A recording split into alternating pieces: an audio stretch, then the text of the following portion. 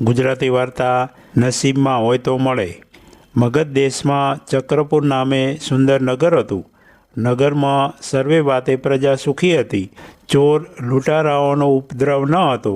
અધિકારીઓ ન્યાય અને સદાચારથી પોતાની ફરજનું પાલન કરતા હતા। નગરમાં ધનવંત રાય નામનો અત્યંત સમૃદ્ધિવાળો અને ગુણવાન નગર શેઠ રહેતો હતો। રાજા પણ તેનું ઘણું માન રાખતા। દેશ પરદેશમાં નગર શેઠનો વેપાર ચાલતો હતો। તેને 4 પુત્રો અને 1 પુત્રી હતા। બધા પુત્રો સદાચારી, હોશિયાર અને પરાક્રમી હતા। નગર શેઠે મોટા 3 દીકરા અને 1 દીકરીના લગ્ન કરી નાખ્યા હતા। 3 વહુઓ અને પૌત્રોથી ઘર ભર્યું રહેતું હતું। દરેકને બધી વાતે સુખ હોય, પણ એક વાતનું દુઃખ તો હોય ને હોય જ। નગર શેઠને પણ એક વાતનું દુઃખ હતું। શેઠનો નાનો પુત્ર ગુણસાગર ધૂની અને ખર્ચાળ હતો। ઘણીવાર એ ભારે કિંમત આપી એવી વસ્તુ ખરીદી લાવતો જે શેઠને કોડીનીએ લાગતી નહીં। નગર શેઠ ઘણીવાર તેને સમજાવતા, ઘણીવાર ઠપકો આપતા, પણ તેના વર્તનમાં તલમાત્રનો ફેર પડતો નહીં। તે પોતાનું ધાર્યું જ કરતો। એકવાર તે પુસ્તક લઈ આવ્યો। નગર શેઠે પૂછ્યું, આ પુસ્તક કેટલાનું? 100 સોના મોહરનું। આટલું બધું મોંઘું? બતાવતો કેવું છે, કોનું છે? કહીને તેમણે એ પુસ્તક જોવા માગ્યું। ગુણસાગરે પુસ્તક પિતાના હાથમાં મૂક્યું। પિતાએ તે ખોલ્યું અને બધા પાના ફેરવ્યા અને પછી ગુસ્સાથી બરાડી ઉઠ્યા, આવા પુસ્તકની કિંમત 100 સોના મોહર? આ તો કોરું છે। પૈસા વાપરવાની કંઈ અકલ બકલ છે કે? તું એમ માને છે કે આ બધું ધન હરામનું છે, ફેંકી દેવાનું છે? ના પિતાજી, હું એમ માનતો નથી। વળી આ પુસ્તક તદ્દન કોરું નથી। તેમાં એક પાના પર સોનેરી અક્ષરથી કંઈક લખેલું છે, તમે વાંચો। મારે આ પુસ્તક વાંચવું તો શું, જોવું નથી, અને મારે તારું મોઢું જોવું નથી।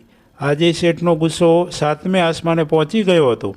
ગુણસાગરે પુસ્તક લીધું અને પિતાને પ્રણામ કરી ઘર છોડી ગયો। નગર શેઠ બહુ ગુસ્સામાં હતા, એટલે તેમણે પણ તેને રોક્યો નહીં।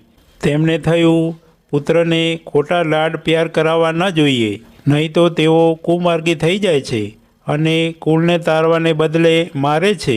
ભલે થોડી ઠોકર ખાતો, જાતે કમાશે તો પૈસા વાપરવાનું ભાન આવશે। ગુણસાગર પુસ્તક લઈને ચાલવા લાગ્યો। હવે એ નગરની રાજકુમારી બાજુના નગરમાં મેળો જોવા ગઈ હતી। ત્યાં તેને તે નગરનો રાજકુમાર મળ્યો। રાજકુમારને જોતાં જ તે મોહી પડી। તેણે દાસી મારફત પોતાની ઓળખ આપી, મનનો ભાવ કહ્યો અને વધુમાં કહેવરાવ્યું કે રાતે ચક્રપુર સુપાવેશે મળવા આવે। નગરમાં ફરતા ફરતા રાત પડી ગઈ ત્યારે ગુણસાગર રાજકુમારીના મહેલની પાછલી બાજુએથી પસાર થતો હતો। ત્યાં તેની નજરે ઝરૂખામાંથી નીચે પડતું દોરડું દેખાયું। તેને નવાઈ લાગી કે અહીં દોરડું કોણે બાંધ્યું હશે। તે દોરડાની નજીક ગયો અને તેને હલાવી જોયું। ત્યાં તો ઉપરથી કોઈક ડોકાયું અને તેને ઉપર આવવા ઇશારો કર્યો। ગુણસાગરને કંઈ સમજાયું નહીં, છતાં તે દોરડાને સહારે ઉપર ચડી ગયો। ઉપર જઈને જોયું તો રાજકુમારી 16 શણગાર સજીને બેઠી હતી। એ ઉમળકાથી ઊભી થઈ, પરંતુ રાજકુમારને બદલે બીજા કોઈ પુરુષને જોઈ ગભરાઈ ગઈ અને કહેવા લાગી, તમે કોણ છો? ચાલ્યા જાઓ અહીંથી। ગુણસાગર તો કંઈ પણ બોલ્યા વગર નીચે ઉતરી ગયો અને ચાલતો થયો। રાત્રિ એણે ધર્મશાળાના ઓટલે વિતાવી દીધી। સવારે ઉઠીને એણે હાથ મોં ધોયા અને પાછો નગરમાં ફરવા લાગ્યો। એક જગ્યાએ લગ્ન થઈ રહ્યા હતા। બ્રાહ્મણ મંત્રોચ્ચાર કરી રહ્યો હતો। સ્ત્રીઓ મંગળ ગીતો ગાઈ રહી હતી। બધા લગ્ન પ્રસંગમાં વ્યસ્ત હતા। અચાનક મહાશોર મચી ગયો। બધા બૂમાબૂમ અને ભાગાભાગ કરતા હતા। ભાગો ભાગો, રાજાનો હાથી ગાંડો થયો છે, ભાગો ભાગો। લગ્નમાં આવેલા બધા જ ભાગી ગયા। ગુણસાગર ત્યાં રહેલા એક વૃક્ષ પર ચડી ગયો। બધે પળવારમાં સુનકાર થઈ ગયો અને એક હાથી સૂંઢ ઉછાળતો આવ્યો। રહી ગયા ફક્ત પરણનાર વરકન્યા। બધાના જીવ તાળવે ચોંટી ગયા। ખેલ ખલાસ। બિચારા પરણ્યા પહેલાં જ પ્રભુના દરબારમાં પહોંચી જશે કે શું? અને કોઈની તાકાત ન હતી કે એ 2 કોડિયાને બચાવે। ગુણસાગરે કંઈક વિચાર્યું. ત્વરાથી વૃક્ષની ડાળી તોડી અને સીધો હાથીના માથા પર પડ્યો અને તે સાથે જ એણે ડાળીનો તીણો ભાગ હાથીના માથા પર જોરથી દબાવી દીધો.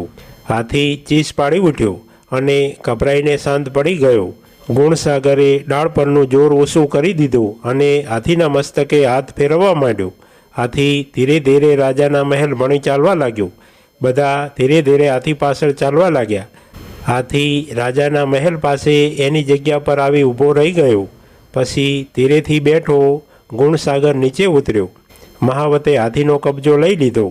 ગુણસાગરે જોયું તો રાજા દરબારીઓ સહિત એના સ્વાગત માટે ઊભા હતા.